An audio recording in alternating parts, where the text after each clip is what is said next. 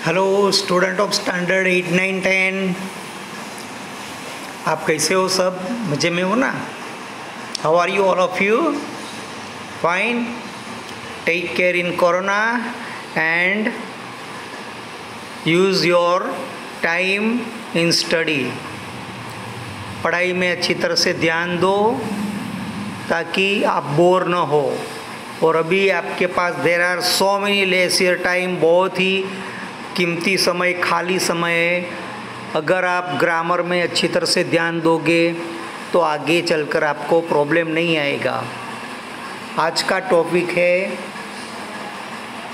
Direct indirect speech. What is the direct indirect speech? Speech यानी कथन।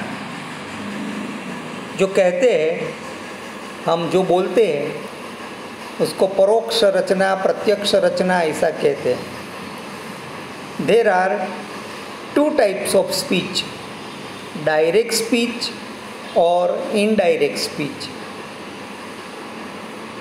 Direct speech का मतलब क्या और इनडायरेक्ट स्पीच का मतलब क्या, दोनों बात पहले समझ लो। आराम से समझो, प्लानिंग करके समझोगे आप तो आप में तकलीफ नहीं होगी। अगर कोई सेंटेंस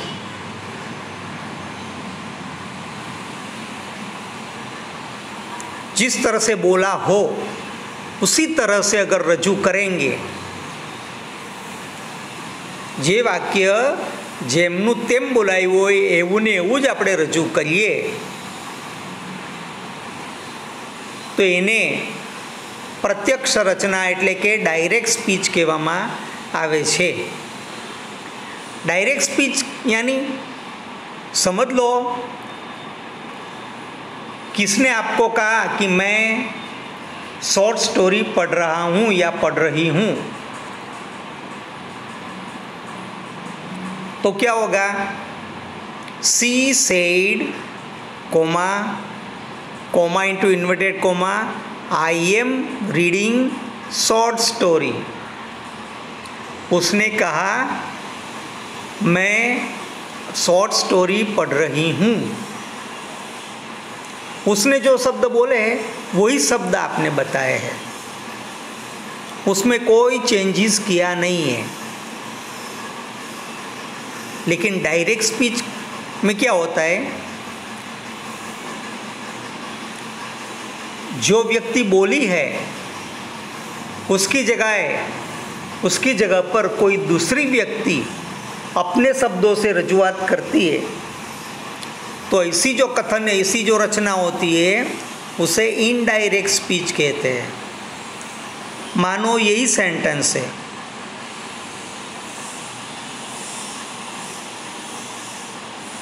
सेंटेंस ऐसा है कि she said I am reading short story.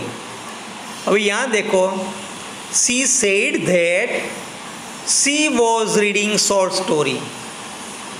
उसने कहा था कि वो शॉर्ट स्टोरी पढ़ रही थी।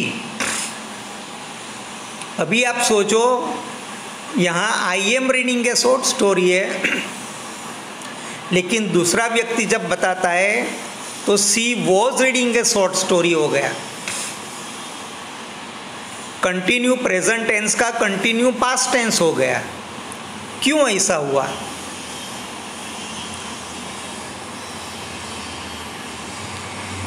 कारण ये, जब लड़की बता रही थी कि वो शॉर्ट स्टोरी पढ़ रही है तो वो क्रिया चालू थी। वो उसका जो भी बताया हुआ है वो किसी और ने बताने की बात ही नहीं थी, उस समय की बात थी जब ये क्रिया शुरू थी। लेकिन इनडायरेक्ट स्पीच में क्या होता है, वो क्रिया तो पहले हो गई है, लेकिन वो कैसे करती थी वो आपको पास्ट टेंस में बताना है, तो कंटिन्यू पास्ट टेंस में ही बता सकेंगे। तो इसीलिए उसका she said that she was reading a short story, यहाँ I am reading short story की जगह पे यहाँ she was reading a short story हो गया। उसे इनडायरेक्ट स्पीच कहते हैं। बराबर।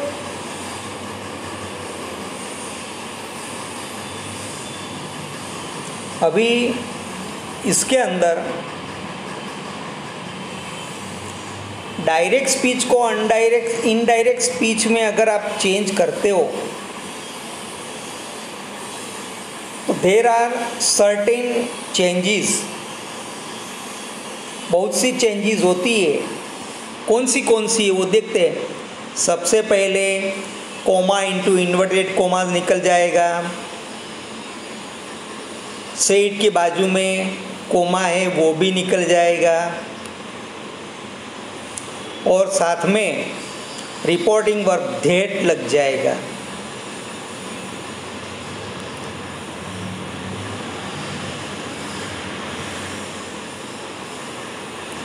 पहले सर्वनाम में फेरफार होता है, वाक्य के टेंस में फेरफार होता है, समय तथा नजीकना संबंध दर्शाता शब्दों में फेरफार होता है, और क्रियापद के अंदर भी उसका चेंजेस होता है।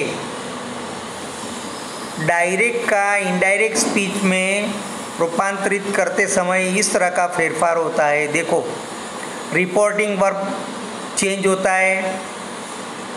अपवाद रूप रिपोर्टिंग वर्ब जो सादा वर्तमान काल या तो सादा भविष्य काल में हो तो उसका चेंजेस नहीं होता है। रिपोर्टिंग वर्ब किस किस जगह पे किस तरह से होता है देखते हैं। अगर से है तो से ही रहेगा, अपवाद रूप में आया ना, बदलता नहीं है, से का से ही हुआ। सेइज है तो भी सेइज ही हुआ। विल से तो विल से ही हुआ। क्यों ऐसा क्यों हुआ? क्योंकि सादा वर्तमान काल सादा भविष्य काल उसके अंदर चेंजेस नहीं होता है, इसके लिए विल से का विल से ही हुआ, सेल से का भी सेल से ही हुआ। इनडायरेक्ट में चेंज करते टाइम हैव सेड का हैव सेड हुआ, हैव टोल्ड का भी हैव टोल्ड ही रहा, हैज टोल्ड का हैज टोल्ड रहा, और सेड का सेड ही हुआ। अभी ये ग्रीन में वो पढ़ो, परंतु सेज टू होय तो टेल्स लखा है। जो चेंजेस होते रिपोर्टिंग वर्ब में फेरफार करी संयोजक धेट मूकवो पड़े। संयोजक है वो जोड़ने वाला शब्द है। तो देखो ये जो चेंजेस होते हैं कैसे होते हैं, एग्जाम्पल में दिया है। Comma into inverted commas, I am tired, she said dad. पिताजी ने क्या कहा? मैं अभी थका हुआ हूँ। अभी ये डायरेक्ट स्पीच में I am very tired said dad पिताजी ने कहा, ये डायरेक्ट में। इनडायरेक्ट में चेंज करेंगे तो dead said that he was very tired. देखा, कोमा इंटू इन्वर्टेड कोमास निकल गया, जो कोमा है वो भी निकल गया, ऊपर से संयोजक शब्द धेट लगा दिया साइड के बाजू में। और पिताजी ने कहा था आई एम टायर्ड, मैं थका हुआ हूँ, उसकी जगह पे इनडायरेक्ट में क्या हो गया कि वे थके हुए थे। इस तरह का चेंजेस होता है।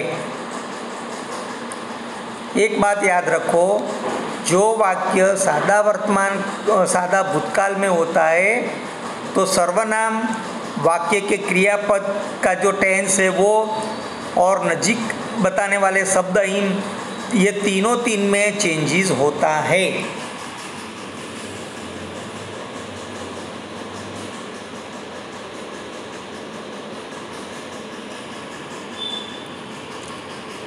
डायरेक्ट इनडायरेक्ट, डायरेक्ट इनडायरेक्ट में देखते हैं सर्वनाम में का क्या फेरफार होता है। आई है तो इनडायरेक्ट में ही या शी, लड़की है तो भी बोलेगी मैं पढ़ रही हूँ, लड़का होगा तो भी बोलेगा मैं पढ़ रहा हूँ। तो आई का ही और सी हो गया, मी का हिम हर, माई का हीज हर, माइन का हीज हर, वी का दे, अस का हुआ देम, अवर का हुआ देर, अवर्स का हुआ देर्स, यू का दे, यू का देर, योर्स का देर्स, दिस का दैट, दिस का दोज हुआ और दिस बुक का दैट बुक हुआ।